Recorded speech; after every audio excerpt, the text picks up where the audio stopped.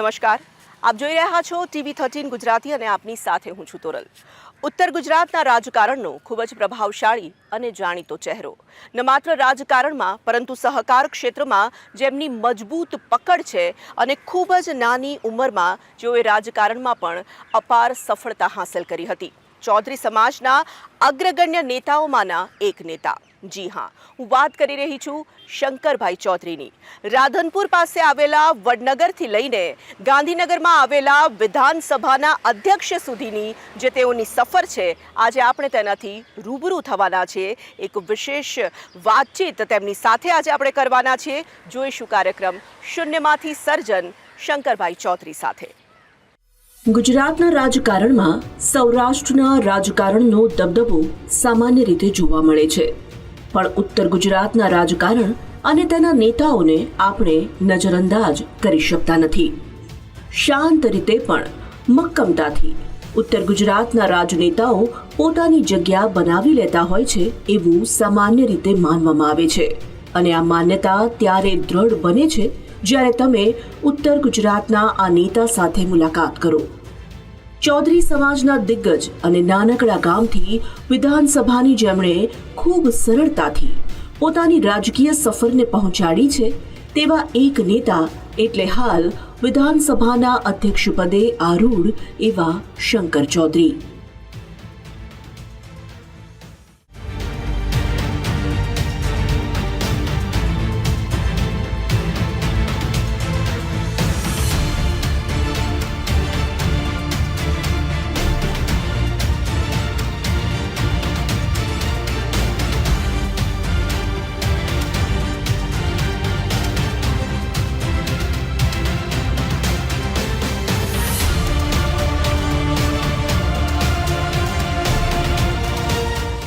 બસો પરિવારનું એક નાનકડું ગામ રાધનપુર તાલુકાનું વડનગર.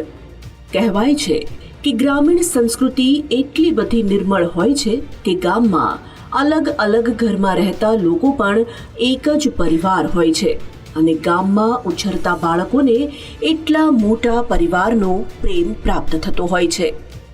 3 ડિસેમ્બર 1970ના રોજ રાધનપુર પાસેના નાનકડા એવા વડનગર ગામમાં ખેડૂત પરિવારના ત્યાં જન્મ થયો શંકર ચૌધરીનો, અને શંકરભાઈનો ઉછેર પણ આવી જ સમૃદ્ધ ગ્રામીણ સંસ્કૃતિમાં થયો. બાળપણ તો બહુ સામાન્ય એક પરિવાર, ખેડૂત પરિવાર, એની અંદરથી રાધનપુર તાલુકાનું વડનગર ગામ છે. ત્યાં ગામડાની અંદર ત્યાં જન્મ, અને 1 થી 4 ધોરણની સ્કૂલ ગામમાં હતી. 5મા ધોરણની સ્કૂલ નહોતી ગામમાં, એટલે ત્યાંથી આગળ જઈને અભ્યાસ કરવાનો. પણ બિલકુલ ટિપિકલ 200 ઘરનું ગામ, અને ગામની અંદર બાળપણ ત્યાં જ વીત્યું. અને અભ્યાસથી કરીને બાળપણ પણ જે આત્મીયતા, લાગણી, જે રિયલમાં ગામની જે કલ્પના કરી હોય ને એવું આખા ગામના દીકરો હોવ એવા ભાવથી આખા ગામે મને ઉછેર્યું. 200 ઘરોએ. ગ્રામીણ સંસ્કૃતિ સમૃદ્ધ, પણ વ્યવસ્થાઓ એ સમયે વધુ ન મળતી, પણ જાણે એ જીવનનો એક ભાગ છે એમ તેને સ્વીકારી લીધી હતી. અને તે પડકારો અને અગવડોની સાથે સાથે બાળપણ પસાર થઈ રહ્યું હતું શંકર ચૌધરીનું. એટલે કોઈ વિશેષ મોટા સપના જુએ એવું વાતાવરણ ત્યાં એ વખતે નહોતું. પરંતુ ગામની અંદર એ વખતે સરહદી વિસ્તાર એટલે જાગૃતતા માટે પેરામિલિટરી ફોર્સિસ આવે તો એવું લાગે કે આપણે આર્મીમાં જઈએ, આવું એક સપનું. અને બીજા ગામની અંદર શિક્ષક હતા, એવું લાગે કે શિક્ષક બનીએ. એટલે સપના જોવાની પણ એક મર્યાદા હતી. ગામમાં 10મું ધોરણ પાસ કર્યું ત્યાં સુધી ગામમાં લાઇટ નહોતી, અને 10મા ધોરણમાં આવ્યો ત્યાં સુધી ગામમાં બસ નહોતી આવતી, અને રોડની કનેક્ટિવિટી પણ પાકા રોડની કનેક્ટિવિટી નહોતી. એટલે એવું એક ગામ, અને તેની અંદર જ રાજ્યમાં સૌથી મોડી લાઇટો આવવાનું જે ગામ હોય એમાં મારું ગામ હશે. પીવાનું પાણી પણ 2 કિલોમીટર દૂરથી ઉપાડીને લાવવું પડે એવી સ્થિતિમાં. એટલે મોટા સપના જોવાની કોઈ વ્યવસ્થા ત્યાં આગળ હતી નહીં. 5માથી કરીને 7મા ધોરણ સુધી ભણવા જવા માટે 3 કિલોમીટર ત્યાં બાજુનું ગામ જેતલપુરા છે, ત્યાં કાચા ધોળિયા રસ્તે ત્યાં ભણવાનું. અને 8, 9, 10 સુધી ભણવા માટે ત્યાંથી 20 કિલોમીટર રાધનપુર, તેના સિવાય નજીકમાં કોઈ સ્કૂલ પણ નહીં, એટલે ત્યાં ચાલતા જ જવું પડે ફરજિયાત. એ કાંટાળો એવો માર્ગ કે ત્યાં સાયકલે ચાલે એવી સ્થિતિ નહીં. તો બસ પકડવી હોય તો 3 કિલોમીટર ચાલવાનું એ દુડિયા માર્ગે, અને ત્યાંથી પછી બસ પણ નક્કી કરેલી 2 કે 3 ટાઈમ જ બસ આવે, એ બસે સમયસર પહોંચવું પડે. એટલે મોટા સપના જોવાનું એ ટાઈમે કોઈ એ એન્વાયરમેન્ટ નહોતું, સર્વાઈવલ કરવું. મોટા સપના જોઈ શકાય અને તે દિશામાં આગળ પણ વધી શકાય એવું પણ વાતાવરણ તેમના ગામમાં હતું નહીં. પણ પિતાના માર્ગદર્શનથી શિક્ષણ યાત્રા ચાલી. ગ્રામ જીવનનો વારસો અને પરિવારનો પ્રકૃતિ સાથેનો અનુબંધ એ શંકરભાઈના ઉછેરનો મહત્વનો ભાગ બની રહ્યો. ભણવાનું એટલું બધું આજુબાજુનું વાતાવરણ પણ નહોતું, પરંતુ મારા બાપુજીનો આગ્રહ કે તમારે ભણવું જોઈએ છોકરાઓને, અને એના કારણે કરીને ભણવાનું પેલું થયું. પણ ત્યારે કોઈ મોટા સપના જોઈ શકાય એવું બાળપણ એવું નહોતું.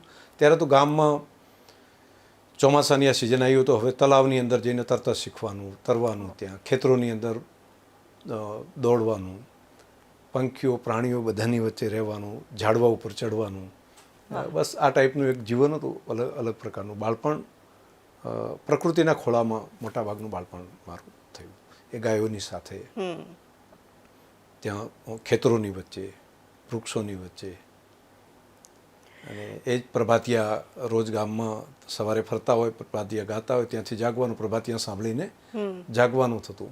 અમારે ત્યાં પરંપરા એવી રહેલી ગામની અંદર કે સવારે વહેલા જે વડીલો હોય એ પ્રભાતિયા ગાતા ગાતા બધે નીકળે ને દરેક ઘરમાંથી પંખી માટેના દાણા બધાને આપે. એટલે અમને એ ટાઈમે વહેલા જાગવું જ પડે, કેમ કે જો અમારે ત્યાં ગાતા ગાતા જ્યારે ઘરની આગળથી નીકળે એ ટાઈમે ન જઈએ તો એ આગળ નીકળી જાય તો અમારું પુણ્ય એટલું બંધ થઈ જાય. એટલે મા બાપ પણ એવી પ્રેક્ટિસ પાડે કે જાગેલા હોય એટલે અમને જગાડીને ક્યાંક તમે જઈને મુઠ્ઠી દાણ ત્યાં આપી આવો.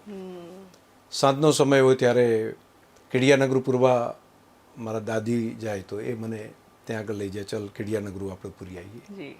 નાના નાના કૂતરાની જ્યારે કૂતરા વિયાણી હોય કૂતરી તો એના બચ્ચા માટે લાડુ બનાવીને શીરો બનાવીને ખવડાવવાનું, એ બધા કામ અમે કરાવે. તો આવું ટિપિકલ એક ગ્રામીણ વિસ્તાર, અને ત્યાં આગળ બચપણ આ રીતે મારું પસાર થયું. ગ્રામ્ય સંસ્કૃતિમાંથી અને પરિવારમાંથી સંસ્કારનું સિંચન થયું અને પછી RSSની શાખામાં જોડાવાનું થયું, એટલે રાષ્ટ્રપ્રેમની ભાવના પ્રબળ થઈ. જાહેર જીવનમાં જોડાવાનું થશે એ વિચારતો નહોતો, પણ આમ અનાયાસે તે દિશામાં શંકરભાઈ આગળ વધ્યા. એવો વિચાર ક્યારે આવ્યો કે જાહેર જીવનમાં જોડાવાનું થશે અથવા જોડાવવું છે, અથવા એવો કોઈ વિચાર નહોતો પણ અનાયાસે કંઈક આ દિશામાં? મારે કોઈ પ્લાનિંગ કરીને થયું કે અથવા તો એવો કોઈ સમય હતો ને એવું નથી થયું, અનાયાસે જ દરેક ઘટનામાં. દાખલા તરીકે કોઈને મુશ્કેલી હોય તો એને મદદ કરવાનો સ્વભાવ પહેલેથી હતો. અને કોઈને પણ ગામમાં અમે વિદ્યાર્થીઓ એક ગામથી બીજે ગામ ભણવા જતા હોય તો એમાં કોઈને તકલીફ પડી હોય તો એને એમ સ્વાભાવિક થાય, એને મુશ્કેલી છે તેને મદદ કરો, એ બાળપણથી. અને ગામડામાં હું જ આવું કરતો એવું નહીં, લગભગ બધાને આવી ટેવ હતી કે કોઈને મુશ્કેલી હોય ત્યારે આપણે ત્યાં જઈને ઊભા રહેવું પડે, ત્યારે એને મદદ કરવી જોઈએ. એ ગ્રામીણ કલ્ચર હતું, એ સંસ્કૃતિ હતી. અને એના કારણે ભણતા સંઘની શાખામાં જવાનું થયું. ત્યાં સ્વાધ્યાય પરિવારનું કામ ચાલતું તો ત્યાં આગળ જવાનું થયું. એટલે આધ્યાત્મિક કામ અને બાકી સંઘના રાષ્ટ્રીયતાના કામમાં. અને પાછળથી પછી રાધનપુર જવાનું થયું. તો રાધનપુરની અંદર ત્યાં એ સેન્ટર, એ વખતની સિચ્યુએશન, એ સરહદી વિસ્તાર, ને એ વખતે બોર્ડર ઉપર વાયર ફેન્સિંગ નહોતું અત્યારે, જે પાકિસ્તાની બોર્ડર ઉપર, એટલે ખુલ્લી બોર્ડર હતી. તો જેથી કરીને હથિયારોની હેરાફેરી કેટલાક લોકો કરતા હોય, બાકી સ્મગલિંગ કરતા હોય, અને એન્ટી નેશનલ એક્ટિવિટી કરવાવાળા જે લોકો હોય એની સામે ત્યાંની પેરામિલિટરી ફોર્સિસ, ભારત સરકારના કેટલાક એજન્સીઓ એ એલર્ટ રહીને કેટલાક યુવાનોની ટીમ બનાવતા અને તેના લોકલ, અને એમને કહેતા કે આવું કોઈ ગતિવિધિ હોય તો અમને જાણ કરો. રાષ્ટ્રીયતાનો ભાવ એ સંઘની શાખામાંથી, અને ખાસ કરીને આજે ભારત સરકારના જે પેરામિલિટરી ફોર્સિસ હતા એની જે ટ્રેનિંગ હતી એ બેના કારણે કરીને આવ્યા, અને ધીમે ધીમે રંગમાં રંગાવાનું આગળ ચાલ્યું.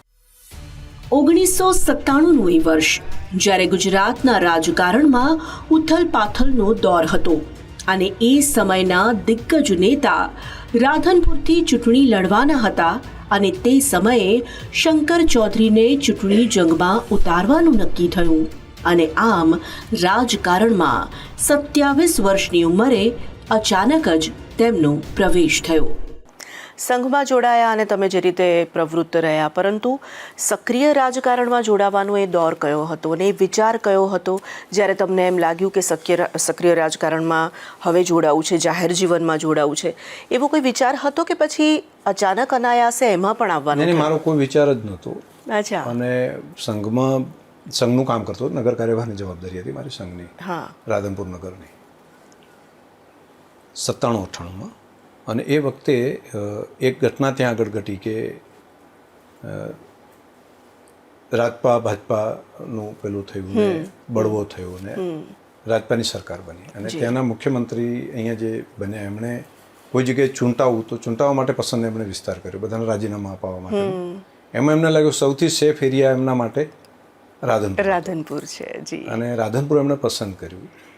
રાધનપુરના ત્યાંના ધારાસભ્ય હતા, એને રિઝાઇન કરાયું.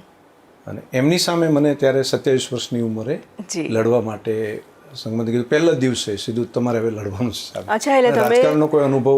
તમે સીધા ચૂંટણીમાં 27 વર્ષની ઉંમરમાં? હા, સીધું એ વખતે ચાલુ મુખ્યમંત્રી સામે લડવાનું. અને તે જ દિવસથી મારો રાજનીતિની અંદર એ શરૂઆત, એટલે રાજકારણમાં આવવાનું ત્યારથી એ રીતે. પણ આમ અનાયાસે કોઈ પહેલેથી નક્કી કે રાજકારણમાં જવાનું છે કે એ ટાઈપની કોઈ ઘટના નહીં. એટલે ઇવન ફોર્મ ભર્યું એના આગલા દિવસ સુધી મને ખબર નહીં કે મારા બાપુજીને સમજાવવા માટે જતા, તમારા છોકરાને લડાવો, પેલું કરો અને પેલું કરો. એટલે અલગ અલગ અહીંના જે વરિષ્ઠ આગેવાનો હતા બધા કહેતા, પણ એ ના પાડતા કે રાજકારણમાં નહીં મૂકીએ, અમારે આ સંઘનું કામ કરે છે, દેશનું કામ કરે છે, બરાબર છે. મન કે ઈચ્છા અથવા તો એવું કંઈ નહોતું, પરંતુ વ્યવસ્થા હતી અને સંઘની વ્યવસ્થાની અંદર કહ્યું તમારે હવે આ કામમાંથી આજથી હવે તમારે મુક્ત થઈને તમારે રાજનીતિના કામમાં જવાનું છે. એટલે એમાં પછી ચર્ચા કે આર્ગ્યુ હોતી નથી. વડીલો જે આપણા માટે, આપણે આપણું જીવન સાર્વજનિક જીવન માટે આપ્યું છે, તો આ કામ આપે કે આ કામ. એટલે એ સ્થિતિ એ વખતની જ્યારે આવવાની થઈ ત્યારે આ સિચ્યુએશન હતી. સામાન્ય રીતે જ્ઞાતિનું સમીકરણ રાજકીય પક્ષો જોવે અને એ આધારે ઉમેદવારો પસંદ કરે, પણ શંકર ચૌધરીની પસંદગી તેના આધારે નહોતી કરવામાં આવી. રાષ્ટ્રીયતાને વરેલા એક કર્તવ્યનિષ્ઠ યુવક તરીકેની તેમની કાર્યદક્ષતાને જોઈને તેમને પસંદ કરવામાં આવ્યા અને તેઓ 3 ટર્મ સળંગ એક સફળ ધારાસભ્ય તરીકે કાર્યરત રહ્યા. 3 ટર્મ સુધી રાધનપુરમાં ધારાસભ્ય તરીકે રહ્યો, એટલે લગભગ 13-14 વર્ષ સુધી, 14 વર્ષ કરતાં વધારે સમય. પણ બધાની સાથે એમના મોટા માણસ કે નાના માણસ એવું કંઈ ત્યાં ભેદ નથી રહ્યું. ખેડૂત પરિવારમાંથી આવ્યો, ખેતીના પ્રશ્નો હતા, પીવાનું પાણીનો પ્રશ્નો હતા ત્યાં બહુ. સિંચાઈનો તો પ્રશ્ન ભયંકર હતો કે ઇરિગેશન થઈ શકે એવો એરિયા જ નહોતો. મોદી સાહેબ આવ્યા, નર્મદાની નહેરો આવી અને એ પછી ઇરિગેશનના કારણે આખો બદલાવ એ વિસ્તારની અંદર આવ્યો અને આખું જીવન ત્યાં બદલાયું. મેં કહ્યું એ પ્રમાણે સરહદી વિસ્તાર, એટલે પહેલાં તો એવું થતું કે અહીંથી કોઈ મારામારી કરીને પાકિસ્તાન પહોંચી જાય એટલે એ સેફ થઈ જતા, ક્રોસ ત્યાં આગળ પેલું તો હતું જ નહીં, બોર્ડર ક્રોસ કરીને નીકળી જાય. એટલે સલામતી સૌથી મોટો મુદ્દો હતો ત્યાં, અને સલામતી માટે મારા ભાગમાં સંઘર્ષ ખૂબ આવ્યો. સામાન્ય માણસને સલામતી આપવી, સામાન્ય પરિવાર માટે એના મુશ્કેલીની અંદર જઈને ઊભા રહેવું, અને એ ઈશ્વરની કૃપા રહી કે એ વખતે લોકોને લાગે કે ભાઈ અમારા પડખે છે, અમારી સાથે છે, અને કાયદાનું શાસન ત્યાં કઈ રીતે વધારે સ્થાપિત થાય એ માટેનો સતત પ્રયત્ન 15 વર્ષ ચાલ્યો. ધારાસભ્ય બન્યા, પણ રાધનપુરની જનતા માટે સદાય તેઓ હાજર રહેતા. પહેલાથી જ સેવા કરવાની જે ભાવના હતી તે ભાવનાને તેઓ એક પદ પર પહોંચ્યા બાદ પણ જીવંત રાખી શક્યા. અને પૂર હોય કે દુષ્કાળ, રોગચાળાનો સમય હોય કે ભૂકંપની વરવી સ્થિતિ, તેઓ સતત જનતા સાથે જોડાયેલા રહ્યા. દરવાજો ખુલ્લો રહેતો, મારો બારણો કોઈ દિવસ ત્યાં ધારાસભ્ય તરીકે રહ્યો, બારણો દરવાજો બંધ ના રહેતો, આવીને હલાવીને જગાડે. અને સાંજે મોડા સુધી બધા, આજે પણ બધા મિત્રો ત્યાં રાધનપુરમાં છે મારી સાથેના, એ બધા યાદ કરે. એક અલગ પ્રકારનો વિસ્તાર હતો, અલગ પ્રકારની તૈયાર હતું. મારે પણ બિલકુલ ફ્રેશ હતો, નવો હતો, આખી ટીમ નવી બનાવી હતી અને સામે આવડી મોટી શક્તિઓ હતી, એની સામે સ્થાપિત થવાનો વિષય હતો. તો સંઘર્ષ, પ્રજા માટે સંઘર્ષ કરતો, પણ પોઝિટિવ. મેં વિચાર એવો કર્યો કે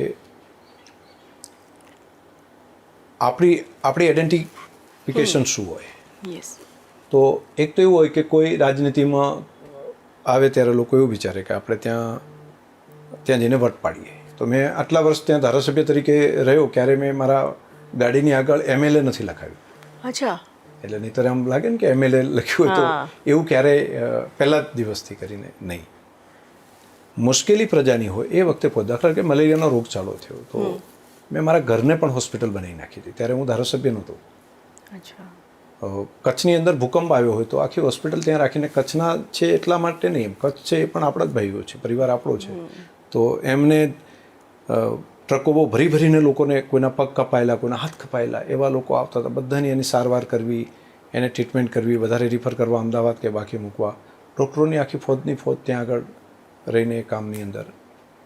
પૂર આવ્યું હોય તો પૂરની અંદર પણ એ જ ભાવથી, એમાં આપણે પોતાને બચાવીને નહીં, એમ એ આપણા મત વિસ્તારના પ્રજાજનો એ આપણો પરિવાર છે અને એ ભાવથી કામ કરતો કે એ પરિવારમાં આ મુશ્કેલી છે.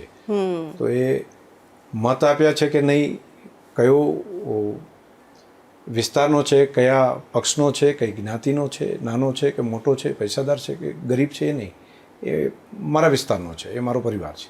રાધનપુરમાં તેઓ ધારાસભ્ય રહ્યા અને તે સમયની કેટલીક વાતો જાણીએ તેમના જ તે સમયના મતવિસ્તારના લોકો પાસેથી. સાહેબ વિશે મારે વાત કરવી છે. સાહેબ જ્યારે 2002માં ધારાસભ્ય બન્યા રાધનપુર વિધાનસભાથી, એ પહેલાંની સ્થિતિ, આ અમારો અંતરિયાળ વિસ્તાર, બિલકુલ કોઈ પણ જાતનો વિકાસ થયેલો નહોતો અને પાકિસ્તાન બોર્ડર અમારે નજીક પડે અને ખૂબ તકલીફ હતી, પાણીની સમસ્યા હતી, એના વગર ઘણા બધા પ્રશ્નો હતા. પણ સાહેબ જ્યારે 2002માં ધારાસભ્ય બન્યા એ પછી સાહેબે એક વિઝનથી કામ કર્યું અને છેવાડાના માનવી સુધી સરકારની જે સુવિધાઓ છે એને કઈ રીતે પહોંચાડી શકાય એ માટેની સાહેબે ખૂબ ચિંતા કરી અને અમારા આ વિસ્તારને ખૂબ રળિયામણો બનાવ્યો. માત્ર વડનગરને ગોકુળિયું ગામ બનાવ્યું એટલું જ નહીં, પણ અમારા આજુબાજુના આ તાલુકાના સાંતલપુરના અને સમીના તમામ વિસ્તારોની સાહેબે ચિંતા કરી છે. આજ પણ જ્યારે ભલે સાહેબ થરાદથી ધારાસભ્ય હોય અને વિધાનસભાના અધ્યક્ષ છે, પણ આજ પણ જ્યારે અમારે જરૂર પડે ત્યારે અમે સાહેબને જ્યારે પણ કામ ભરાઈએ કે એમની જોડે જઈએ એટલે અમને વિશ્વાસ કે સાહેબ ચોક્કસથી કામ થઈ જાય. એમના વિશે જેટલું કહીએ એટલું અત્યારે તો ઓછું પડીએ, આખો દિવસ બોલીએ તો પણ ઓછું. પણ અમારા વિસ્તારના રાધનપુર તાલુકાના જે કામ કર્યા છે એટલા ક્યાંય કોઈ નહીં કર્યા હોય. અને ગામમાં આવે ત્યારે સાહેબની પ્રથમ વાત શિક્ષણ અને વ્યસન મુક્તિ અભિયાન છે. હાલે સાહેબ ગમે ત્યારે ગામમાં આવે છે એટલે દર વડીલોને વ્યસન મુક્ત કરવાનું અને યુવાનોને શિક્ષણ વિશે સમજાવે છે અને એમના કહેવાથી ઘણા વિદ્યાર્થીઓ આગળ ગયા છે અને ઘણા વડીલો અને યુવાનોએ વ્યસન મુક્તિ પણ કરી દીધી. સાહેબ વિશે જો વાત કરીએ તો ગામની અંદર મારું ગામ થોડું આર્થિક રીતે બરાબર નહોતું, પણ એમને આવ્યા પછી એમને જો કે ખેડૂત તરીકે પણ એમને અનુભવ કરેલો છે, પશુપાલન તરીકે પણ એમને અનુભવ કરેલો છે, એ પછી ધારાસભ્ય તરીકે પણ એમને અનુભવ કર્યો. એના પછી આરોગ્ય મંત્રી બન્યા, એમાં પણ ઘણા બધા કામો કર્યા. ગામ પ્રત્યે PHC લાયા અને કે મારું ગામમાં કોઈ દુઃખી માણસ હોય તો એને એની સારવાર કઈ રીતે મળે એના માટે PHCની સગવડ કરાવડાવી. ત્યારબાદ એના પછી અત્યારે વિધાનસભાના અધ્યક્ષ બન્યા, પણ એમને ગામ તરીકે એમને થોડી લાગણી છે કે મારું ગામ કઈ રીતે સુખી થાય, કઈ રીતે આર્થિક રીતે સગવડ થાય અને યુવાનો માટે એક લાઇબ્રેરીની સરસ વ્યવસ્થા કરી. સમાજની સેવા કરવાનો ઈરાદો તો તેમના ઉછેર સાથે જ તેમનામાં વણાઈ ગયો હતો, પણ તેમણે જે રીતે તે વિચારને મૂર્તિમંત કર્યો તે કાબિલે દાદ છે. આવો તે રસપ્રદ વાત તેમની પાસેથી જ જાણીએ. સેવાકીય કામો એ વખતે સ્કૂલ અને એક હોસ્ટેલ ચાલુ કરી હતી અને અર્બુદા હોસ્ટેલ કરીને, અને એ નાલંદા વિદ્યાલય એ ત્યાંથી શરૂઆત કરી. હજુ પણ ચાલે છે, ખૂબ સારી સ્કૂલ અત્યારે પણ. તો એ તો બહુ વહેલા ચાલુ થઈ ગઈ હતી. હું કહું 20 વર્ષ મારે પૂરા નહોતા થયા ને એ વખતે ટ્રસ્ટ રજિસ્ટ્રેશન થયું હતું ને એ ટાઈમે મંજૂરી મળી હતી. એ પછી જ્યારે મોકો મળ્યો, દાખલા તરીકે એક વખત એવી ઘટના થઈ કે હું મારા પરિવાર સાથે, મારી દીકરીઓ અને મારા પત્ની, અમે ચારે ગામડે જતા હતા, મારા ગામ વડનગર. હું ત્યારે રાધનપુર રહેવા આવી ગયો હતો. પછી ચોમાસાનો સમય હતો અને રસ્તામાં નીકળતા ગધેડા ઉપર કેટલાક બકરા, કૂકડા આવું રાખીને એક આખું ટોળું જતું હતું. તો બાળકોને આ કૂકડાને આવું બધું પંખીઓને આવું જોઈએ એટલે શું કે પપ્પા ઊભો રાખો ને આવું જોઈએ શું છે એમ, એટલે ઊભા રહ્યા અને સાપ ને આવું બધું રાખીને લઈને જતા હોય. તો મેં એમને કહ્યું કે આ વાદી મદારી છે અને ત્યાંથી પછી અમે આગળ નીકળીને વળતા અમે રાત્રે પાછા ઘેર ગયા એટલે વરસાદ તે દિવસે ખાસો પડ્યો. તો મારી દીકરી રાત્રે મને પેલી બારી બંધ કરતો હતો, હું વાછટ ન આવે એટલે બારી, વરસાદનું પાણી, એટલે મને કહ્યું કે પપ્પા તમે તો અમારા માટે બંધ કરો, પણ પેલા વાદી મદારીનો પેલું ગધેડા ઉપર એક છોકરું બેઠું હતું ને એને તો બિચારાને પહેરવા પેલું નહોતું ને એનું ઘર ક્યાં હશે, એના પપ્પા એના માટે બારી બંધ કરતા હશે તો એ ક્યાં રહેશે. એટલે એકદમ મને મનમાં થયું કે વાત તો આ સંવેદના જે મારી અંદર જાગવી પડે એ મારા નાના મારી દીકરીને પેલું થયું. બીજા દિવસે હું ત્યાં સારું બેટા કરીશ આપણે, એટલે એ ટાઈમે તો હું જવાબ કંઈ આપી શક્યો નહીં, મારી પાસે જવાબ જ નહોતો. પરંતુ પછી જ્યાં એ લોકો બેઠા હતા ત્યાં તો તે પ્લાસ્ટિકને પેલું નાખીને પડેલા ને ત્યારે વરસાદે ખૂબ પડેલો અને હું ત્યાં ગયો, વાત કરી. બીજા દિવસે એની સાથે ચર્ચા કરી કે તમે કયા ગામના, તમે ક્યાંના? તો એને ગામ કયું એ એને ખબર નહીં કે અમારું ગામ તો ક્યાંથી હોય. એટલે મેં પછી પૂછ્યું કે આમાં કોઈ ભણેલા? કે અમારા બાપ દાદા કોઈ ભણેલું નથી. મેં એક બેન હતા એમને પૂછ્યું કે પણ તમે કયા દેશના? ભારતના, પાકિસ્તાનના, અમેરિકાના? તો એ બેન કે અમેરિકાના. એટલે એને દેશ એ પણ એની પાસે માહિતી એ ટાઈમે કંઈ, એટલે કોઈ અભ્યાસ નહીં. પછી એમના વડીલોને પૂછ્યું કે તમે ક્યાં રહો છો તમારે? બસ કે જ્યારે ઊંચી જગ્યા હોય અને ચોમાસામાં અમે હાઇટવાળી જગ્યા ઉપર રહીએ અને બાકીના સમય જ્યારે હોય શિયાળોને ત્યારે અમે નીચે ગામડામાં રહીએ. એટલે જેમ પ્રાણીઓ હાઇટ ઉપર ચડી જાય વરસાદ આવે ને પૂર આવે ત્યારે એ સ્થિતિ એમ નહીં. મેં એમને કહ્યું કે તમને સ્થાયી કરીએ તો તમે રહી શકો, તમારું કોઈ સરનામું એક નક્કી કરીએ તો, તમારા બાળકોને ભણાવીએ તો? મેં કીધું અમને કોણ ભણાવે. વિચારો કે આપણા દેશમાં આવી પણ કેટલીક વિચરતી જાતિઓ હતી જેમની કોઈ ઓળખાણ નહોતી, પણ તેમને પ્રસ્થાપિત કરવાનું કામ આ રાજનેતાએ કર્યું. જેમાં પણ અગવડો આવી પણ તેમના મક્કમ નિર્ધારે આ ભગીરથ કામ પૂર્ણ કર્યું. તો ત્યારે મારા મનમાં થયું કે આઝાદીના આટલા દશકો નીકળી ગયા, પરંતુ હજુ આ દેશના જ એક નાગરિક જેને ઉપર આપ અને નીચે ધરતી છે એને રહેવા મળે અને એને એનું કોઈ સરનામું નથી, એને ટપાલ લખવા માટેનું કોઈ સરનામું એના માટે નથી. તો આનું કંઈ કરવું જોઈએ. એટલે મેં પછી ધારાસભ્ય હતો, તંત્રમાં વાત કરી, કલેક્ટર, બાકી બધાને કે ભાઈ એક સરકારી જમીનમાં એને આપણે વ્યવસ્થા કરીએ ને. તો ગામના લોકોએ જ મને પહેલાં કીધું મને કે સાહેબ સરકારી જમીનમાં આ તો બધા ગંદવાડવાળા હોય, આ બધાને આપણે ક્યાં રાખીએ. એટલે ત્યાંથી એમણે, મારું ગામ હતું તો પણ મને કીધું તમે આવું ના કરશો અને એમને પેલું ન રાખી શકાય. પછી મેં બીજી જગ્યા ઉપર એક સિનાડ ગામ છે ત્યાં વાત કરી. તો ત્યાં પણ મારા બધા લોકો જે હતા કીધું નહીં અમારા ગામમાં આ નહીં. મેં મારા બાપુજીને વાત કરી કે હવે, એટલે મારા બાપુજી ખૂબ દયાળુ અને આધ્યાત્મિક પૂજ્ય રવિશંકર મહારાજના સંસ્કારો અને રોજ કોઈ માણસને જમાડ્યા સિવાય જમે નહીં એવું અને ગૌવર્તી.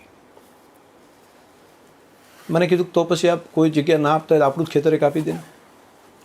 એટલે જમીન એમની સારી અને મોટી જાગીર જમીન ખરી એમની. તો મને કીધું કે આ 10 વીઘા જમીન છે, આ ખેતર આપણું આપી દે અને એની અંદર બનાવી દે ને. એટલે મને એકદમ આ વાત થઈ કે આ જો એક ખેડૂતને જમીન આપવી એ મનમાં એ આપી ન શકે. એમનો ખેડૂતનો સ્વભાવ પોતાનું ખેતર આપવું બહુ, ખેતર દીકરો એ આપવું બહુ મુશ્કેલ એને લાગે. પણ એમણે કીધું કે આપી દે ને. એટલે પછી મેં તાત્કાલિક વાત કરી, વ્યવસ્થા કરી પરિવારની અંદર ને 10 વીઘા જમીનને એને કરાવી, એને કરાવીને એના પ્લોટ પાડ્યા અને પ્લોટ પાડીને બધાને દાનમાં આખું ખેતર એને આપ્યું. ને પછી સરકારની એક યોજના હતી, 40-50 હજાર રૂપિયા સરકાર એને મકાન બનાવવા આપતા અને બાકી પરિવારે આપ્યા.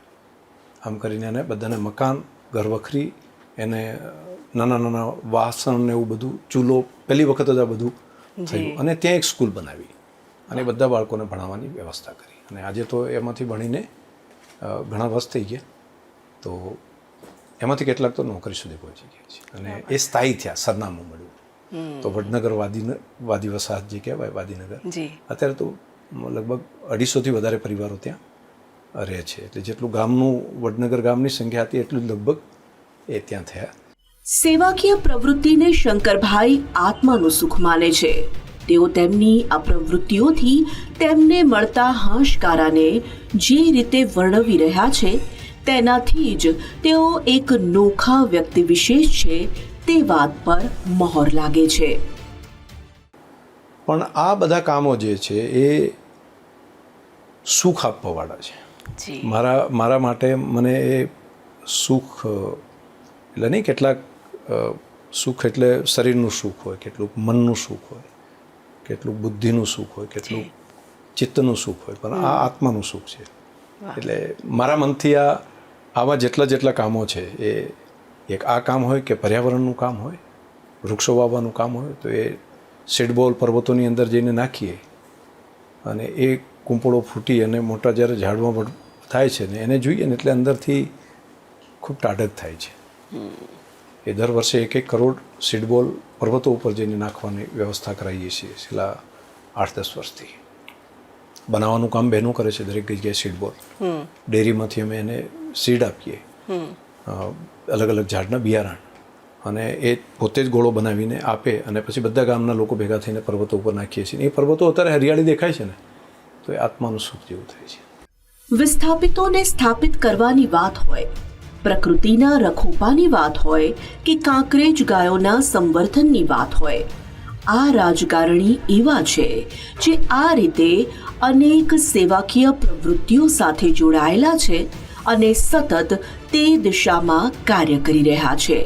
કાંકરેજી ગાયનું સંવર્ધન એ ત્યાં ખૂબ મોટા પ્રમાણમાં સારું થઈ રહ્યું છે અને એ પૂરા દેશમાં યુનિક કામ છે. ત્યાં હું આજથી 10 વર્ષ પહેલાંનો આંકડો કહું તો લગભગ 1 લાખથી ઓછી ગાયો કાંકરેજી ગાય ત્યાં બચી હતી અને HF ગાયો વધતી જતી હતી, કાંકરેજ ગાય ઘટતી જતી હતી. પહેલાં જે કાંકરેજ તાલુકો એ બનાસકાંઠા જિલ્લામાં આવે, એટલે કાંકરેજ ગાયનું મૂળ રહેઠાણ બનાસકાંઠા જિલ્લો, પણ એમાંથી ગાયો મારે ત્યાં દાખલા તરીકે ટોટલ ગાય ભેંસ થઈને 30 લાખ હોય તો એમાંથી ખાલી 1 લાખથી ઓછા કાંકરેજ ગાય બચી હતી. અને એ સંવર્ધન, અને દૂધ પણ ઓછું, 3 લીટર 4 લીટરથી વધારે દૂધ નહોતું. એનું સંવર્ધનનું કામ હાથ ઉપર લીધું. અત્યારે હાઈએસ્ટમાં 27-28 લીટર રોજનું દૂધ આપતી કાંકરેજી ગાય બની શકી અને આજની તારીખમાં સંખ્યા 3.5 લાખ કરતાં વધારે કાંકરેજી ગાય થઈ શકી છે. અને સંવર્ધનનું કામ અમે કર્યું, સાથે ગૌશાળાઓની અંદર પણ ઘણા બધા ગૌભક્તો, બનાસકાંઠા જિલ્લામાં ગૌશાળાઓ પોતે સેવાકીય લોકો પોતે મહેનત કરે છે. એટલે યુવાનો પણ લાગ્યા છે, એ પોતાનું કામ ધંધો બાજુમાં રાખીને પણ સવારે વહેલા જઈને ગૌ માતાની સેવા કરવાનું કામ કરે છે. એવા સેવાભાવી લોકો છે, તે ગામે ગામ ગૌ માતાનું કામ, ગૌ સેવાનું કામ કરે છે. એટલે ગૌ સંવર્ધનનું એક જન આંદોલન તરીકે ત્યાં કામ ચાલી રહ્યું છે. અને દેશી ગાયના સંવર્ધન માટેનું આટલું ફાસ્ટ સંવર્ધન એ બનાસ ડેરીના માધ્યમથી અને આવી સ્વૈચ્છિક સંસ્થાઓના માધ્યમથી ગામે ગામ એ ખૂબ સારું, સંતોષજનક કહેવાય એવું કામ ત્યાં થઈ રહ્યું છે. સતત વ્યસ્ત રહેતા શંકરભાઈને મળો તો તેમના ચહેરા પર હંમેશા એક શાંતિ દેખાય, એક મૃદુ સ્મિત જોવા મળે. શંકરભાઈ જણાવી રહ્યા છે કે સતત વ્યસ્ત રહેવું અને સેવાકીય કામમાં રચ્યા પચ્યા રહેવું એ જ તેમનું ચાલક બળ છે. ગાંધીનગર સાથેનો તમારો નાતો, ગાંધીનગરમાં સરકારમાં પણ એટલું મહત્ત્વની તમારી જવાબદારી અને વિધાનસભાના અધ્યક્ષ છો એટલે સ્વાભાવિક ખૂબ વ્યસ્ત રહેવાતું હોય. આ 3 મહત્ત્વના જે પડાવો છે અને તેમાં તમારી આ સેવાકીય જે કામગીરી ચાલી રહી છે, એ બધું બેલેન્સ કરવું તમને કેવું લાગે છે? કેવી રીતે થઈ શકે છે? તોરલબેન, જેને કામ કરવું છે ને એની પાસે સમય છે. મને સમયની કોઈ ખેંચ નથી પડતી. કામ ઉર્જા આપે છે અને જેટલું કામ વધારે કરીએ ને એટલું, દાખલા તરીકે કેટલાક લોકો થાકી જાય, એમ બોલે કે મને થાક લાગ્યો, અને 12 વાગ્યા 1 વાગ્યા સુધી હું કામ કરું છું, મને ઈશ્વરની કૃપા છે કે થાક કે એવું નથી લાગતું. મને સવારે જેટલો તાજો કોઈ જુએ તો એટલો રાત્રે પણ એમ જ લાગે કે આ માણસ આટલું જ કામ. તો મને કામ જે દિવસે હું કોઈને મદદ ન કરું, હું પ્રકૃતિને કંઈ સંવર્ધનનું કામ ના કરું, અથવા તો કોઈ વ્યક્તિને, કોઈ પ્રાણીને મદદ ન કરું, તો એવો કોઈ દિવસ આવી જાય તો નિરાશ અને થકાન લાગે. પરંતુ કોઈને ને કોઈને મદદ કરું છું, અને એનો એ થેન્ક યુ બોલે કે ના બોલે, પરંતુ હું પોતાને એમ લાગે છે કે મેં કંઈક, ઈશ્વરે મારી પાસે કંઈક કરાવ્યું કામ, અને કોઈને ઉપયોગી થયું, એ ઉર્જા મળે છે. એ નાના બાળકોની વચ્ચે જાઉં અને તેની સાથે મળવા બેસું તો એની અંદર લાગે કે આ ઈશ્વર જાણે ભગવાનની સાથે એ ઈશ્વર સ્વરૂપ હોય. કોઈ મહિલાઓ, બહેનો માટે, પશુપાલક બહેનો માટે કામ કરતો હોઉં અને ત્યાં લાગે કે એને ભાવ વધારે આપવું અને એ બહેનો ખુશ થાય, તો મને એવું લાગે મા જગદંબાની સેવા કરતો હોય ને એની આરતી કે આરાધના કરવું, એવું જ જાણે એની સેવામાં એ ખુશ થાય, એને આશીર્વાદ આપે તો એવું થાય છે. તો એક અલગ રીતે સંતોષ જીવનનો આ કામથી મળે છે. માતા પિતા તરફથી લોકો વચ્ચે જ જીવવાનો વારસો મળ્યો અને સદનસીબે શંકરભાઈના પૂરા પરિવારમાં તે સંસ્કારો પરંપરાની જેમ ઉતર્યા, એટલે તેઓ સતત વ્યસ્ત તો રહી શક્યા, પણ સંતોષ અને નિરાંત સાથે વ્યસ્ત રહ્યા. પરિવારના સહકાર વગર આ ક્યાં શક્ય બને? જેટલો બાકી લોકો આપી શકે એટલો પરિવારનો સમય નથી આપી શકાતો. એ વાત હું પણ, મને ફીલ થાય છે ઘણી વખત. પરંતુ પરિવારે સદભાગ્ય છે કે એમણે મને, હું પોતે સમજી શકું છું, પણ એમણે ક્યારેય આ રીતની ફરિયાદ કે પેલી ન કરી. એનું એક કારણ હું જે સમજ્યો એ રીતે ઘડતર એ પ્રમાણે થયું.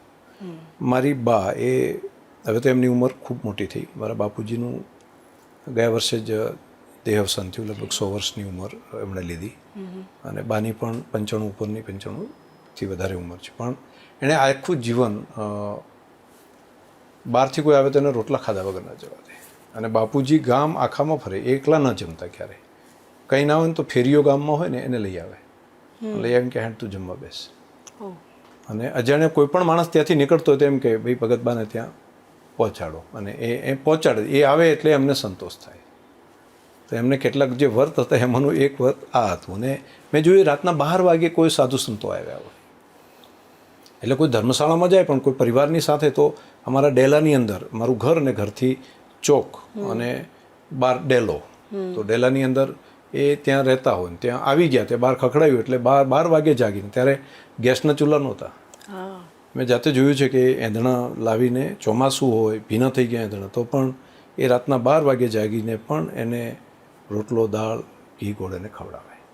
તો એ સતત, અમે, મારી પત્ની આવી તો એણે પણ જોયું કે આ શું કામ કરે છે. તો એ કામ કરતાં એમને સંતોષ થતો. તો આ પરંપરા આમનામ ચાલી ગયું. એટલે એ સંસ્કારો મારો ભાઈ છે તો એમાં આવ્યા, મારી બહેનોની અંદર પણ એ જ ભાવ પેલો થયો, અને મારા પત્ની, બાળકોમાં પણ આ એક સતત કોઈ વણલખ્યો પેલું હોય ને પરંપરા, એવી એક વ્યવસ્થા થઈ. તો કોઈ ઘરે આવે તો એને મજા આવે, એમ કોઈને રોટલો ખવડાવ્યો તો એમાં આનંદ થાય. પોતાના માટે કોઈ વિચાર્યું નથી, એમ કે જે જનરલ લોકો નહીં, પ્લસ સેલ્ફિશપણાથી મારું શું, મારું પર્સનલ લાઈફ શું, તો કોઈ આ ટાઈપનું નહીં વિચારે. એ બધાને એમ લાગે કે આપણે બધા માટે છીએ, અને આપણે કોઈને મદદ કરી રહ્યા છીએ. આપણા કારણે ઘણા બધા જીવનોની અંદર બદલાવ આવી રહ્યો છે. તો એ સતત, એટલે ફરિયાદ નથી રહી. પરંતુ બાકી લોકોને હું જોતો હોઉં, જે ફરવા જાય, સમય આપે, સાંજે હોટલમાં જમવા જાય, પિક્ચર જોવા જાય, તો એ અપેક્ષા એ લોકોએ બહુ, બાળકોએ પણ ના રાખી. હવે તો મોટા થઈ ગયા બધા ધીમે ધીમે કરતા, અને એ બધાનો ખૂબ સહયોગ રહ્યો મને. શંકરભાઈનું પ્રદાન સહકાર ક્ષેત્રમાં પણ અભૂતપૂર્વ છે. તેમના આ કામને કારણે મહિલા સશક્તિકરણની દિશામાં તેઓ મોટું પ્રદાન આપી શક્યા, અને તેની અસર ઘર ઘર સુધી પહોંચી, અને આજે તો આખા જિલ્લામાં જોવા મળી રહી છે. સહકાર ક્ષેત્ર સાથે તમારું જોડાવાનું થયું ને, એમાં પણ તમારું પ્રદાન ખૂબ જ નોંધનીય છે. ને જે રીતે એમાં જોડાયા છો, સહકાર ક્ષેત્ર તમારાથી અલગ અને તમારાથી સહકાર ક્ષેત્ર અલગ ન કલ્પી શકાય એટલું તમારું પ્રદાન છે, એ અનુભવ કેવો છે? મને દરેક કામમાં મજા આવી. દરેક કામનો દાખલા તરીકે હું બેંકનો ચેરમેન બન્યો હતો, તો એ વખતે 16% 14% એવા ધિરાણો ખેડૂતોને અપાતા, 14% વ્યાજથી. અને ત્યારે 200 કરોડ આજુબાજુની ડિપોઝિટ હતી બેંકની, અને એવું લાગે કે બેંક હવે ડૂબી જશે. અને એ વખતે મારા ભાગમાં આવીને ખેડૂતોને આટલા ઊંચા વ્યાજના દરે ધિરાણ આપતા હતા. બેંકનો ચેરમેન બન્યો, લગભગ 7 વર્ષ સુધી મારે રહેવાનું થયું. તો એ 200 કરોડની ડિપોઝિટ 2000 કરોડની ડિપોઝિટ બની. લોકોએ ભરોસો મૂક્યો, અને જે 14% અને 17% ધિરાણ આપતા હતા ખેડૂતોને, એ 7%, અને પછી છેલ્લે તો 0%, એટલે 1 પણ રૂપિયો વ્યાજ દીધા સિવાય ખેડૂતોને ધિરાણ આપી શકાય. સરકારે મદદ કરી, રાજ્ય સરકારે લગભગ 2.5% જેટલું મોદી સાહેબ અહીંયા હતા ત્યારે એમને વ્યાજ રિબેટ આપ્યું, અને 0%થી ધિરાણ આપવાનું કામ કરી શકાયું. ને એ પછી છોડીને આખું બોર્ડ જીતાડ્યું, બિનહરીફ આખું બોર્ડ આવ્યું, અને એ પછી કહ્યું હવે તમે સંભાળો બીજા, અને એ પછી એમાંથી બહાર આવ્યો. ડેરીની જવાબદારી મળી મને. તો ડેરીમાં પણ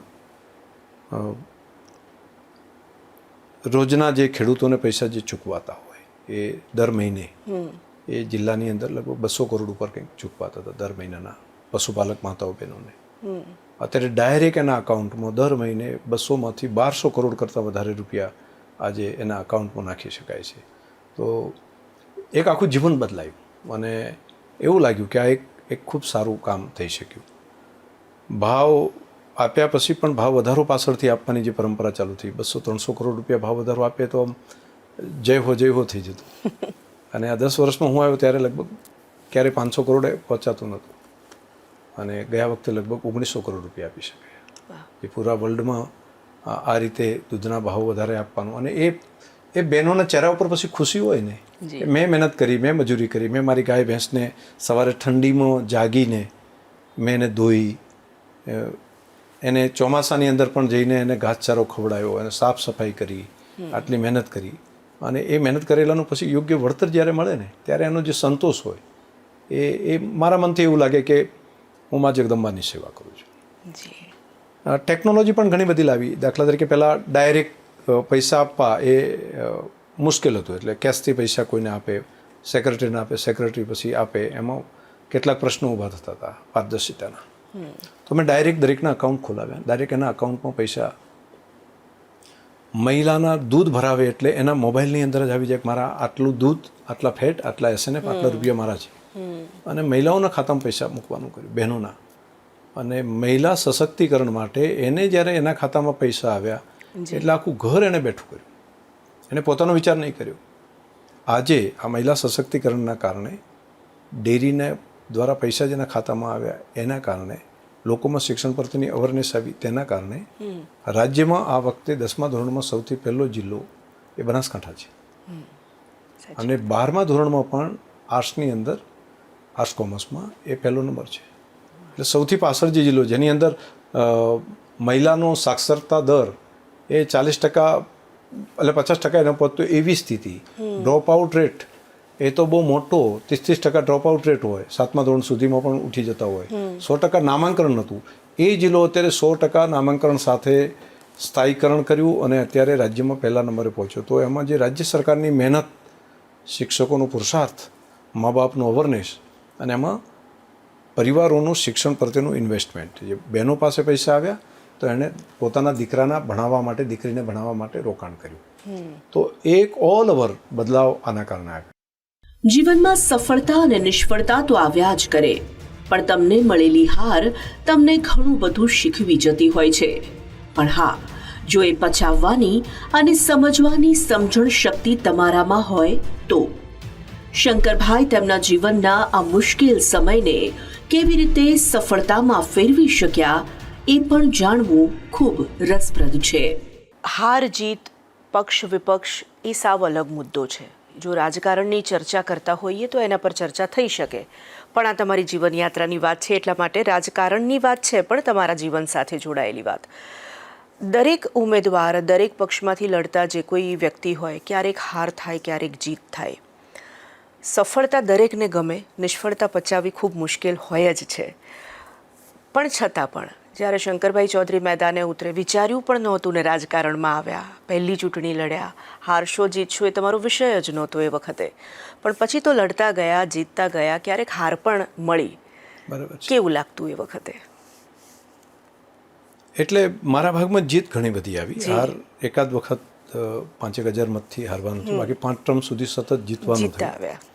એટલે એ ટાઈમે એમ હતું કે આપણે તો જીતીએ છીએ, પરંતુ જ્યારે હારીએ ત્યારે એનો પણ અનુભવ જરૂરી છે. એટલે જાહેર જીવનમાં રહેલા વ્યક્તિને હું તો બિલકુલ એવું માનું છું કે એકાદ વખત એનો જો સ્વાદ ન ચાખે તો વાસ્તવિક સ્થિતિનું ધ્યાન નથી આવતું હોતું. આપણે જાહેર જીવનમાં કામ કરતા હોય ને સતત જીતતા જ હોય, સતત જીતતા હોય તો આજુબાજુ એક ટીમ હોય અને એ ટીમ એ જ આપણા કાન હોય, એ જ આપણી આંખો હોય અને એ જ આપણું બ્રીફિંગ હોય. અને સત્તા હોય એટલે આજુબાજુ બહુ મોટા પ્રમાણમાં બહુ લોકો આવી જાય અને બહાર નીકળવા ન દે એવી સ્થિતિ હોય, રોજે રોજ એ સ્થિતિ હોય. પણ જ્યારે હારી જઈએ ત્યારે આવું જે સ્વાર્થી લોકોનું ટોળું હોય ને બધું લગભગ ભાગી જાય. એટલે ત્યાં પછી જે પોતાના હોય, જે આપણને પ્રેમ કરતા હોય, આપણને લાગણી હોય, એવા લોકો એ ટાઈમે આપણને દેખાય. એ સમય કદાચ પારકા પોતાનો ભેદ તમે સમજી શકો, ઓળખી શકાય. અને બહારના લોકોમાં તો શું બદલાવ આવે ખબર નહીં, પણ પોતાનામાં બદલાવ લાવવા માટે એ હાર ખૂબ જરૂરી છે કે એ આવે ત્યારે આપણને આપણી ભૂલો દેખાય અને એ ટાઈમે આપણને ધ્યાનમાં આવે કે હું આની જગ્યાએ આવો નિર્ણય કરી શકત, અથવા તો હું આ કામ કર્યું એની જગ્યાએ આવું કરું, મારું બિહેવિયર, મારો વ્યવહાર હું હજુ આનાથી આ રીતે સારો કરી શકત. મનમાં અનુકંપા પણ હજુ એની વધે, માયાળુપણું, દયાળુપણું પણ વધે અને એ પ્રત્યક્ષ રીતે સેન્સિટિવિટી જે છે એ સતત સત્તામાં રહેવાથી ઘટતી હોય છે. અને એ કદાચ સત્તાનો પ્રભાવ હશે કે ખબર નહીં, અથવા તો સત્સંગનો અભાવ હશે, બેમાંથી કોઈ એક હોઈ શકે. પરંતુ સતત સત્તામાં રહેવાના કારણે સેન્સિટિવિટી અને દયાળુપણું આ બંનેમાં થોડો ગેપ આવતી હોય. એટલે કાં તો એને સતત સારા લોકોના સંસર્ગમાં રહેવું પડે અથવા સારા પુસ્તકો સતત વાંચવા માટે ટાઈમ આપવો પડે, નહીં તો રોજે રોજની ફરિયાદો, રોજે રોજની સમસ્યાઓ એ એની સેન્સિટિવિટી થોડી ઘટાડે છે. જ્યારે હાર મળી તો તેમણે તેમનું બધું જ ધ્યાન તેમના બીજા કામમાં પરોવી દીધું અને એ સમયને તેમણે સાચા અર્થમાં ફળપ્રદ બનાવી દીધો. ચૂંટણીની હાર અને મેં પછી આખું ફોકસ કરી દીધું ડેરીમાં કે હું અહીંયા નથી તો હું આ સંસ્થા માટે હું મારું ફોકસ કરીશ. એટલે આખા જિલ્લાની અંદર દર વર્ષે 50 લાખ વૃક્ષો વાવવાના, 1 કરોડ સીડબોલ પર્વતો ઉપર નાખવાના, જળ સંચય, પાણીની ક્રાઇસિસ છે તો પાણી જમીનમાં ઉતારીને, ધરતી ઉપર પાણી નથી તો વરસાદનું પાણી ઉતારવા માટેનું કામ.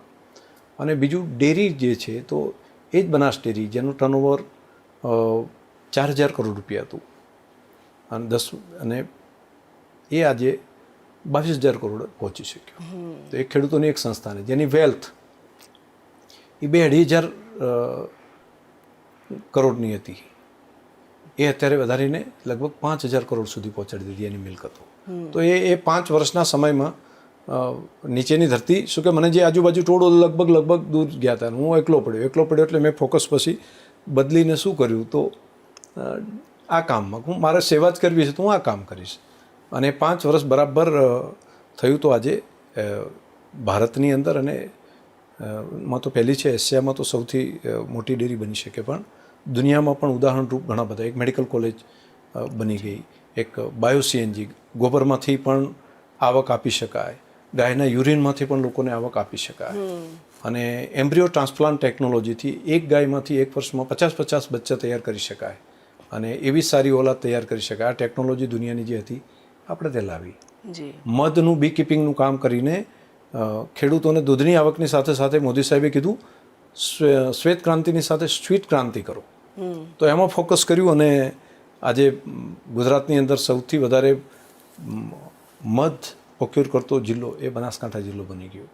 એવી એક ઓઇલની મિલ પણ બનાવી કે ખેડૂતોને દૂધ અને દૂધની આવકમાંથી આવક મળે છે તો એ જ પ્રમાણે મગફળી અને રાયડું તો એની ખેડૂતોની મિલ બનાવી અને એ જ એની આવક, એમાંથી નફો આવે એ પણ ત્યાં પાછો અડી શકાય.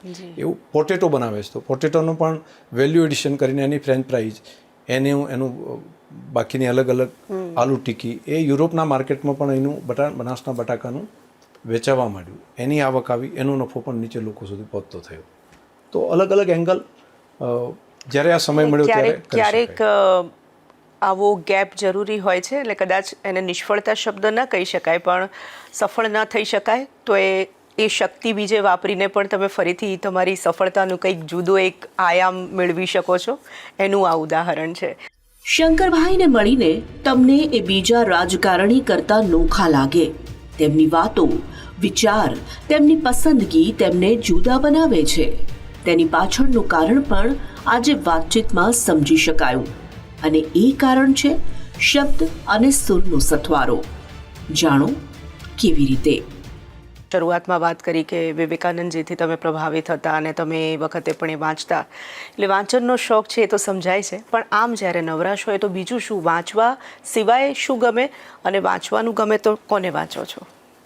વાંચવામાં અલગ અલગ સમયે અલગ અલગ સમયની ઉંમર પ્રમાણે બધા ટેસ્ટો બદલાયા. બિલકુલ.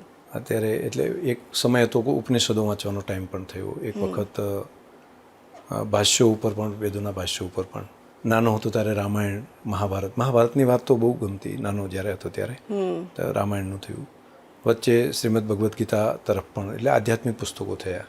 પછી નવલકથાઓ પણ ઘણી બધી થઈ. મુનશીના ઘણા બધા પુસ્તકો જે વાંચે, ગુજરાતનો નાથ, પાટણની પ્રભુતા, આ બધા. અને ધીમે ધીમે ટેસ્ટ બદલાયો. વચ્ચેનો એક સમય એવો હતો કે જ્યારે ભણવામાં 10મા ધોરણ પહેલાંનો સમય, તો કનુ ભગદેવ સુધી નહીં વાંચ્યા એમ, એટલે ડિટેક્ટિવ સ્ટોરીઓ જે આવતી, તો એ વખતે એ ટાઈપના અલગ અલગ અલગ અલગ એમની તત્વમસી પણ વાંચ્યું હોય, અકુપાર પણ વાંચ્યું હોય. અલગ અલગ પુસ્તકો રોજ કંઈનું કંઈ થોડું થોડું વાંચવાનું ચાલે છે. અત્યારે હાલમાં રાજાધિરાજ કરીને એક પુસ્તક છે, તો એ પણ બહુ સરસ, પાટણ ઉપર જ લખેલું છે, તો એ વાંચું છું. બદલાય છે, વાંચન બદલાય છે. એક દુનિયાનો ઇતિહાસ, તો એની અલગ અલગ ક્રાંતિઓ જે થઈ, તો એ પણ સોશિયલ બદલાવો જે આવ્યા, સામાજિક બદલાવો આવ્યા, તો એ પણ કેટલાક ઇકોનોમીના અલગ અલગ મેગેઝિન જે હોય છે તેને પણ વાંચવાનું થાય. સફારી કરીને એક આવતો અંક, તો એને તો હું નિયમિત વાંચતો, હવે એ બંધ થઈ ગયું. પણ એમાં ઘણી બધી નવી નવી ખોજો જે થતી, એ માહિતી એની અંદર મળતી હતી. સંગીત સાંભળું છું. એકલો જ્યારે હોય ત્યારે સાંભળવાનું ખૂબ ગમે. અને કંઈ ન હોય તો પછી ખેતરમાં જ્યારે અત્યારે રહેવાનું હોય તો એ ત્યાં ભૂંગો મેં બનાવ્યા છે, ને એમ જ રહું છું.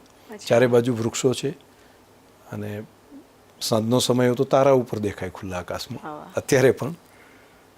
અને ત્યાં સેટેલાઇટો નીકળતા હોય પણ દેખાય, વિમાનો પણ, અને તારા આખું આકાશ દેખાય. અહીંયા શહેરમાં એ આકાશ નથી દેખાતું. મારે ગામડામાં હજુ સદભાગ્ય છે મારું કે હું એ જોઈ શકું છું. ત્યાં પણ સંગીત ચાલતું હોય છે. મારે ત્યાં સંગીત ગોઠવે ત્યાં છે, તો એ સંગીત સતત ચાલ્યા કરતું હોય છે. અને હું એવું માનું છું કે વૃક્ષોને પણ સંગીત ગમે છે, અને એ ફીલ પણ હું પોતે કરી શકું છું. કંઈ ના હોય તો પાંદડા એકબીજાને ટકરાતા હોય ને, એમાંથી એ સંગીત આમ લાગે કે આ લય છે, અને એ મજા આવે છે. ન ગઈકાલનો સંતાપ, ન આવતીકાલનો ડર, માત્ર આજનો આ ક્ષણનો આનંદ. આ ફિલસૂફીથી જીવે છે શંકર ચૌધરી, એટલે તેમના ચહેરા પર સંતોષની રેખાઓ જોઈ શકાય છે. આનંદનો પડછાયો તેમની સાથે જ અનુભવી શકાય છે. જીવન માટેના તેમના વિચારો પણ ખરેખર તમામે જાણવા જેવા છે. દરેક વ્યક્તિની એક મહત્વાકાંક્ષા હોય, ઈચ્છા હોય. તમે જે ક્ષેત્રમાં આવ્યા હોય, બસ સ્વાભાવિક સફળતા વધુ ને વધુ મેળવવાની જે વિષય તમામ લોકો સાથે જોડાયેલી વાત છે, માનવ સહજ છે. શંકર ચૌધરીને આવતીકાલ કેવી દેખાઈ રહી છે, અથવા આવતીકાલે શું હોવું જોઈએ એવી ઈચ્છા છે મનમાં તમારા પોતાના માટે? નહીં, મેં મારું જીવન મારા માટે નથી રાખ્યું. એટલે મને લાગ્યું કે પહેલેથી જ નક્કી કરેલું છે કે પોતાનું જીવન પોતાના માટે નથી. મારે મારા જીવનનો પૂરો સમય માત્ર મારા માટે નથી જીવવાનું, મારે બીજાના ભલા માટે જીવવાનું છે. એટલે મારું લક્ષ્ય નક્કી છે. હું મારા માટે નહીં જીવું, બીજાના ભલા માટે જીવીશ. અને કામ શું કરીશ, તો જે કામ મળશે ત્યાં જहाँ કમ વहाँ હમ. એટલે એના માટે આ જ કામ હોય તો સારું, આ ના હોય તો સારું નહીં, એવું નહીં. મને એ જ સંતોષ વૃક્ષો વાવવામાં આવે છે, મને એ જ સંતોષ જળ સંચયના કામમાં આવે છે, મને એ જ સંતોષ કોઈ ગરીબને મદદ કરું છું તો તેની અંદર પણ આવે છે, મને એ જ સંતોષ માતાઓ બહેનોને મદદ કરું છું એમાં આવે છે, ગૌ માતાની સેવા થાય છે તો તેની અંદર પણ એ જ સંતોષ આવે છે. રોજે રોજ નવી ઉર્જા મળે છે. અને જે કામોની પાછળ દોડ્યા કરે છે, આ કામ હોય તો સારું, આ કામ હોય તો હું કરું, આ જવાબદારી હોય તો સારું, આ હોદ્દો હોય તો સારું, તો જ હું કરું, મને લાગે છે કે એ સુખ નહીં મેળવી શકે. અને જે મળશે એ નાનું લાગશે. અને જો એ સ્પર્ધામાં જે પડી ગયો માણસ, તો પહેલાં એવું થાય કે ધારાસભ્ય થઈ જતું તો સારું, ધારાસભ્ય થાય કે મંત્રી થયું તો, મંત્રી એમ થાય કેબિનેટ મંત્રી હોય તો, પછી એમ થાય કે મુખ્યમંત્રી બનવું તો, પછી એમ થાય કે હવે આવું બનવું તો, પછી એમ થાય કે આ બનવું તો. પણ એ એના મનનું કારણ છે. એટલે જ્યાં સુધી મન તો જે મળશે એનાથી એક ડગલું આગળ વધશે. એટલે જે હેપીનેસ આવવી પડે, અંદરથી જે ખુશી મળવી પડે, એ એના કારણે નહીં થઈ શકે. મારી પાસે આવતીકાલ પણ નથી, મારી પાસે ગઈકાલે નથી, મારી પાસે માત્ર આ ક્ષણ છે. અને હું ક્ષણ જીવી લઉં છું. અને જે મળે છે અત્યારે તમારી સાથે વાત કરું છું તો મારું સંપૂર્ણ ધ્યાન એ મનથી, આત્માથી, બુદ્ધિથી અહીંયા જ છે. અને આ જ મારી પાસે ક્ષણ છે. તો હું એ ક્ષણ એ જ મારી પાસે છે. આવતી ક્ષણ, આજે શ્વાસ લીધો છે, કાલે ખબર નહીં. અને આ અનંત યાત્રા છે, એમાંનો થોડો સમય આ પૃથ્વી ઉપર આપણે રહેવાનો છે. તો 101 વર્ષ જેટલો સમય જે રહી જવાય તો બહુ સારું કહેવાય. આપણા પહેલાં ઘણા બધા આવ્યા અને નીકળી ગયા અહીંયા, હજુ પણ બહુ આવશે ને નીકળી જશે. આપણે થોડા સમય માટેની ગેપમાં આપણે છીએ. તો એ સમય માટે આ હોય તો સારું, આ હોય તો નહીં. જે પૃથ્વી છે, જે પ્રકૃતિ છે, જેવી હતી એનાથી કંઈક હું બહેતર બનાવું, કંઈક એના માટે સારી કરું. હું થોડા વૃક્ષ વધારે વાવીને વધારે ઓક્સિજન અહીંયા મળે એવું કરતો જાઉં કે પ્રાણીઓ માટેનો આધાર અહીંયા બની શકે. નવી જનરેશન માટે વરસાદનું પાણી જમીનમાં ઉતારતો જાઉં, કંઈક સંસ્કારોનું કામ કંઈક કરતો જાઉં. તો હું જ્યારે નીકળું, મારી આંખો જ્યારે બંધ થઈ જાય ત્યારે આ પૃથ્વી પહેલાં હતી એના કરતાં કંઈક સારી હોય. એક ધરતીપુત્રથી વિધાનસભાના અધ્યક્ષ સુધીની મજલ જેમણે કાપી છે તેવા શંકર ચૌધરી પાસેથી એ આજના યુવાનો માટેનો સંદેશ શું આપે છે, આવો જાણીએ.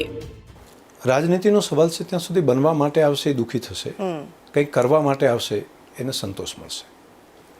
બીજું, ઓપનની જ્યાં સુધી વાત કરો છો કે બાકી બધા યુવાનો માટે, તો ખૂબ સંભાવનાઓનો સમય છે આજે. આવો સમય પૃથ્વી ઉપર કદાચ 1000 વર્ષથી નથી આવ્યો. સૌથી વધારે અનાજ અવેલેબલ હોય, ખાવાનો ખોરાક, તો હું માનું છું કે 2000 વર્ષના ઇતિહાસમાં આપણે જોઈશું તો આટલું અનાજ કે આટલો ખોરાક પ્રાણીઓ અને મનુષ્ય માટે ક્યારેય અવેલેબલ નહોતો. એટલે પ્રકૃતિ પણ મદદ કરી રહી છે. ભારતમાં સૌથી વધારે યુવાનો પણ અત્યારે છે. અને હું એક્સ જનરેશનમાંથી આવું છું. અને હવે ઝેડ જનરેશન અત્યારે તૈયાર થઈ રહી છે, નવી જનરેશન ઝેડ ચાલુ થઈ ગઈ છે. તો ઝેડ જનરેશન માટે ખૂબ મોટી ઓપોર્ચ્યુનિટી છે. પરંતુ પુરુષાર્થથી જો ભાગશે તો સફળતા પાછળ રહેશે. કયું કામ મળે તો કરવું, એને બદલે જે મળે છે ચાલુ કરી દો. અને જે મળે છે એને દિલ લગાવીને કરો. અંદર ખાલી કામ કરો એવું નહીં, એની અંદર આત્મા રેડી દો. જે કામ મળ્યું છે એને બેસ્ટ કરો. અને સફળતા રાહ જોવાથી નથી મળતી. સફળતા રસ્તા ઉપર ચાલવાનું શરૂઆત કરી દો, રસ્તો ઓટોમેટિક આવી જશે.